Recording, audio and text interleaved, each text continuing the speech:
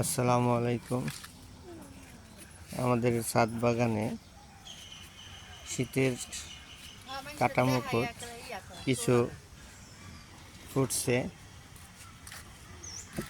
শীতেই ফুল ভালো লাগে দেখতে শীতের সময়। আর শীতের সময় অনেকগুলা ফুল ফোটে।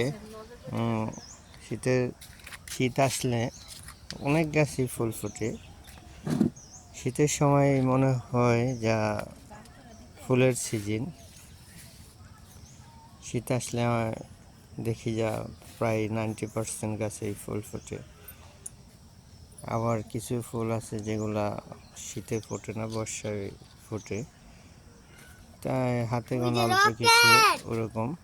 আর বেশিরভাগ ফুলই শীতে ফোটে।